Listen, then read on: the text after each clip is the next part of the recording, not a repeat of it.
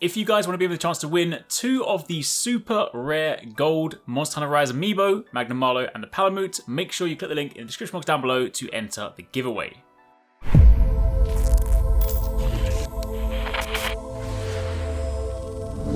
Yo, what's going on guys? HyperX here, and today we're back talking about Pokemon, and more specifically Brilliant Diamond and Shining Pearl. I kind of just wanted to sort of sit down and chat, kind of an extended version of what I spoke about in my video the other day, and just kind of talk about why I am so looking forward to these versions specifically, because I know that there's sort of been some, some mixed receptions, as there always is. Keep in mind, it's fine to have a different opinion. Like, what I like might not necessarily be the same as what you do, but I'm personally really excited to be jumping back into Brilliant Diamond and Shining Pearl, probably more so than I was to, say, jump into a new Pokemon game recently with some of the more recent ones, because for me, really, one of the biggest things that I have not really connected with so much on the more recent Pokemon games is the shift in visual style. Now, don't get me wrong, I appreciate when Pokemon games first came out, obviously it was a limitation of the times, the way they looked, the kind of, camera angle, the pixel sprites and whatnot.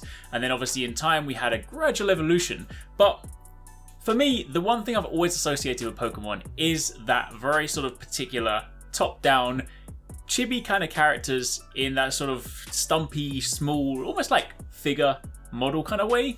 And that's always been my true picture of Pokemon. Like, if you were to sort of say, hey, here's some pen and paper, draw out what Pokemon looks like, that is what I would always default to. And in the more recent Pokemon games, don't get me wrong, I mean, there's some fun new mechanics, there's some great new things, but the sort of shift to slightly more like humanoid looking characters when you're walking around the open world with the sort of, better normally proportioned people and less so the squashed little chibi sprites, I've kind of felt like a personal disconnect. Like, don't get me wrong, I've enjoyed them. Like, I've still continued to play every single Pokemon game, and I will still continue to play every single Pokemon game. But if I think back to, say, where, one of my favorite ones would obviously be like Gold and Silver, or even, like I had so much fun with Ruby and Sapphire, when of course we got things like secret bases and stuff. Like, those are still some of my greatest experiences, partly because, of course, I think it was back in the day before I really got into content creation, so I didn't feel the need to look up everything about a game before it came out. So I went in and everything was a surprise. It was also kind of before the days where, I don't know, the Pokemon Company felt the need to reveal every single Pokemon before the game came out. You kind of go into the grass and things used to be a surprise. Like, I would genuinely be like, what is this Pokemon? That is crazy. But more specifically, I just, like, when they did that kind of reveal before, when they showed off Arceus and they showed off Brilliant Diamond Shining Pearl, ordinarily you think, well, surely Arceus would be the thing that you get most excited about, which I am still looking forward to, but if you guys caught my last video, you'll know that I'm sort of on the fence on it, only because I just don't really know what to expect from it. It seems so different by the way they sort of explained the typical flow that I don't necessarily know right now what I'll be doing outside of, like, running around and trying not to get Dark Souls clapped by a Pokemon, and doing some missions and whatnot. Whereas the second I saw the return to little chibis and Brilliant Diamond Shining Pearl, I was like, yo, this is what I miss from Pokemon. And for that reason, I would definitely say that visually speaking, that is one of the main reasons that I'm kind of going to be sort of brought back to it. If I still were to rank them, Diamond and Pearl in and of themselves would still be below, say, Gold and Silver or Ruby and Sapphire for me. But the fact that we're kind of taking a jump backwards towards that sort of chibi style, honestly, I'm really excited for. Now, I will say, one thing I would love to see in the future, I don't see this happening because, of course, the direction they are going, if you look at Arceus, if you look at the more recent Pokemon games, I feel like the only reason we've jumped back to the chibi style is more so because it is a remake of a previous game. So I don't feel like they're ever going to go in that direction. But imagine, just for a minute, imagine a Pokemon game like this.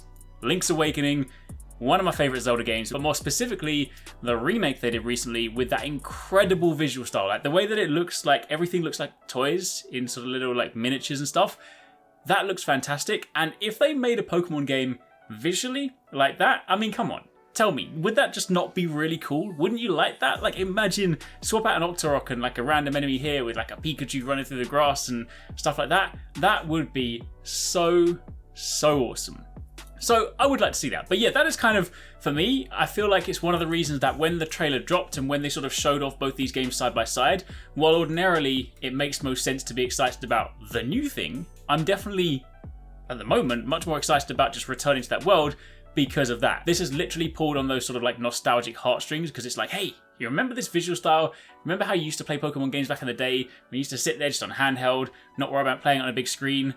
that was my Pokemon experience. So that's partly why I'm still looking forward to it. Obviously, there's some of the mechanic stuff as well. I still love secret bases, and I love some of the sort of multiplayer aspects they did in Diamond and Pearl before. I really enjoyed sort of going into the caves and sort of mining for gems and stuff with friends. That was always a lot of fun, and the fact they've expanded that now, so there's obviously that element where, you know, you put different statues into your secret bases which can influence some of the Pokemon that spawn in that new area.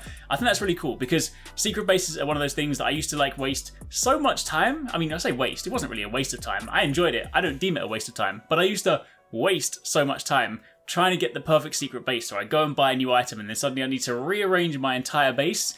And now there's, of course, that component of putting statues in there to kind of get things to spawn.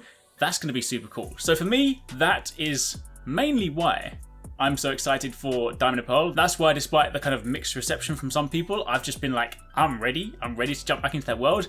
Because for me, it feels like a return to what I associate with Pokemon, the kind of visual style, and to me it feels more sort of true to what I always resonate with when you say Pokemon. But again, that might well be different. You might be like, you're crazy, man, like this, the old style, no, I like the new style, well, whatever. In fact, let me know, like, what do you guys think in the comments down below? Like, where do you stand? Like, obviously with some of the newer ones, do you prefer that progression with the sprites, or do you kind of miss that old school style?